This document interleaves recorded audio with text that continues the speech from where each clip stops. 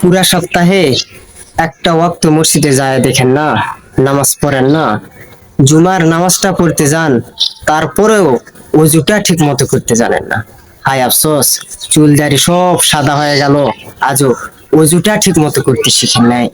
দেখেন, ছোট্ট একটা বাচ্চা কিভাবে অজু করতেছে, অজুর কি ধারাবাহিকতা আছে, কিভাবে অজু করা সুন্নত, অজুর কোন কোন কাজ সুন্নত, দেখেন এই বাচ্চাটা দেখায় দিচ্ছে।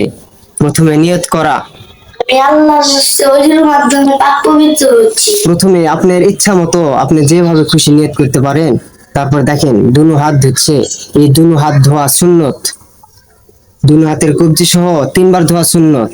তারপর দেখেন মেসওয়াক করে, মেসওয়াক করা 3 বার মেসওয়াক করা সুন্নত।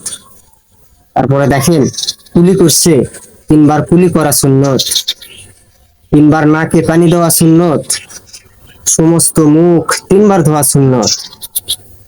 দেখেন কি সুন্দর করে ধারাবাহিক ভাবে সবকিছু করতেছে, অথচ আপনি আমি পারি না। ডান হাতের কুনি সহ 3 বার ধুয়ে ফেললো, 3 বার ধোয়া সুন্নত। বাম হাতের কুনি সহ 3 বার ধোয়া সুন্নত। দেখেন কত সুন্দর ভাবে দুনো হাতের আঙ্গুলি খিলাল করতেছে, দুনো হাতের আঙ্গুলি খিলাল করা সুন্নত।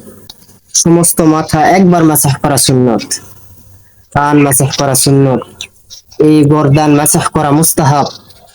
দেখেন পা কিভাবে ধোই, ডান পায়ের টাকনু সহ 3 বার ধোয়া সুন্নত, বাম পায়ের টাকনু সহ 3 বার ধোয়া সুন্নত, দুনো পায়ের আঙ্গুলি খিলাল করা সুন্নত। দেখেন একটা ছোট্ট বাচ্চা, আপনার আমার চুল দাড়ি সব সাদা হয়ে গেল, আজও আমরা অজুর নিয়মটা জানি না, অজু কিভাবে করতে হয় জানি না। আফসোস, যদি আমরা ঠিকভাবে পাক পবিত্রই না হইতে পারি, তাহলে আল্লাহর সামনে কিভাবে দাঁড়াই? নাপাক অবস্থায় আল্লাহর সামনে দাঁড়ায় কোনো ফায়দা নেই। যেগুলা দেখাইছে বাচ্চাটি, এগুলা হচ্ছে সুন্নত। আর অজুর ফরজ 4টা। দেখেন অজুর ফরজ কিভাবে দেখায় দেয়, সমস্ত মুখ ধোয়া, অজুতে সমস্ত মুখ ধোয়া ফরজ, দুনো হাতের কবজি সহ ধোয়া ফরজ, সমস্ত মাথা 1 বার মাসাজ করা ফরজ, দুনো পায়ের টাকনু সহ ধোয়া ফরজ। আমাদের শিক্ষা নেওয়া দরকার এই সমস্ত ছোট ছোট বাচ্চার কাছ থেকে।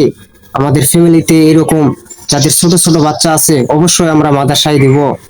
কারণ দিনে এলেম শিক্ষা না করে দুনিয়া থেকে চলে গেলে আপনি পিতা, আপনি মা, আপনি অবশ্যই কিয়ামতের দিন আপনার ছেলে সন্তান আপনাকেই দায়ী করবে যে আমার পিতামাতা আমাকে দিনের লাইনে দেয় নাই, এই জন্য আমি শিক্ষা অর্জন করতে পারি নাই।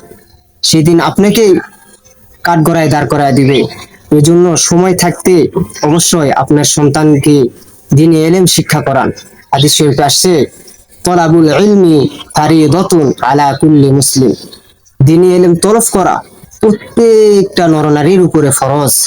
অবশ্যই আপনি আপনার ফরজকে আদায় করবেন। ফরজ আদায় না করলে আল্লাহ কাউকে ছাড় দিবে না, কাউকে মাফ করবে না।